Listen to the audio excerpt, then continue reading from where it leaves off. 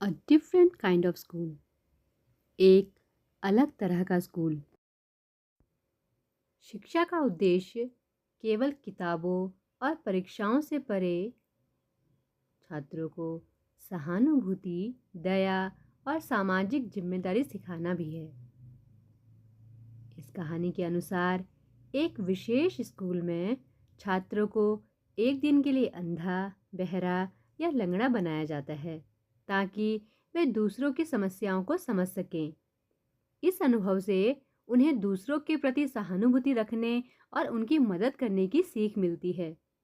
इस कहानी में यह भी बताया गया है कि इस तरह के स्कूल बच्चों को न केवल ज्ञान देते हैं बल्कि उन्हें एक बेहतर इंसान बनाने में भी मदद करते हैं। A different kind of school.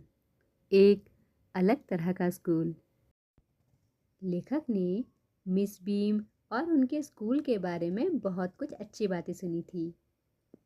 Miss beam सरल शिक्षण विधियों को बेहतरीन तरीके से इस्तेमाल करने के लिए जानी जाती थी।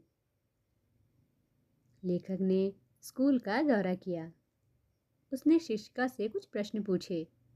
शिक्षिका ने बताया कि वह कुछ खास नहीं सिखाती, बस साधारण गणनाएं और लिखना सिखाती हैं। लड़के लड़कियों को बिना किसी मदद के स्वतंत्र रूप से काम करना सिखाया गया। उन्हें कुछ चीज़ें पढ़कर सुनाई गई। उनकी रुचि बढ़ाने के लिए रोचक बातचीत भी की गई।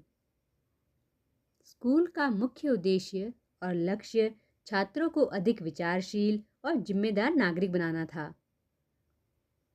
लेखक स्कूल के बगीचों में गया, जो बहुत ही खूबसूरती से बनाए हुए थे। वहाँ उसने एक गरीब बच्ची को एक लड़के द्वारा मदद करते देखा। उसने एक बैसाखी के सहारे एक बच्ची को भी देखा। उसने सोचा कि एक अंधी है और दूसरी लंगड़ी।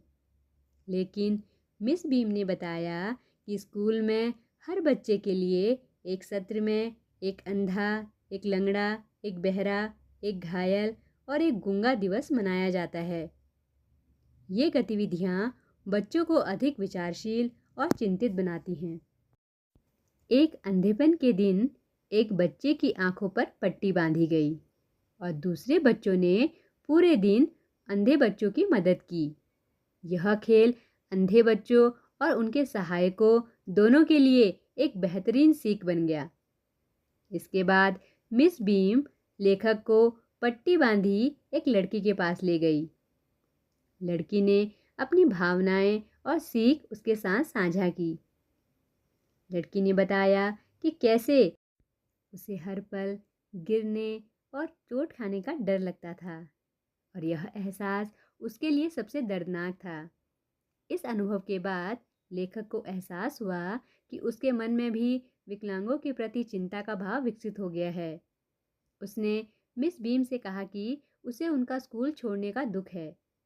उन्हें यह जानकर खुशी हुई कि उनके स्कूल की व्यवस्था अच्छी थी और उनके पढ़ाने की शैली और मूल्य को सिखाने का तरीका अद्भुत था। इस पाठ का संदेश यह है कि कैसे साधारण चीज़ें करके सीखना ज़्यादा रोचक और आसान हो सकता है। करते हुए सीखना अलग अलग चीज़ें सीखने का सबसे अच्छा तरीका है। इसके अलावा रोज़मर्रा की चीज़ें सीखने के अलावा हमें अपने पर्यावरण और उसकी समस्याओं के प्रति भी जागरूक और चिंतित होने की ज़रूरत है।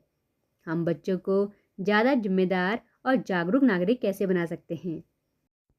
इस कहानी से मिलने वाली मुख्य शिक्षाएं निम्न हैं। सहानुभूति और दया।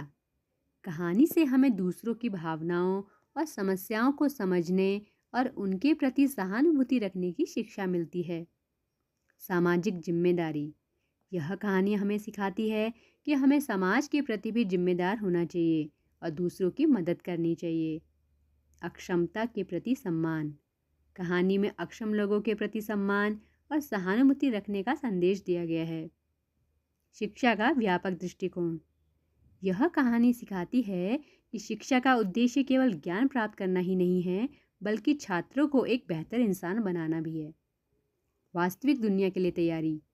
यह कहानी छात्रों को वास्तविक दुनिया की चुनौतियों का सामना करने के लिए तैयार करती है।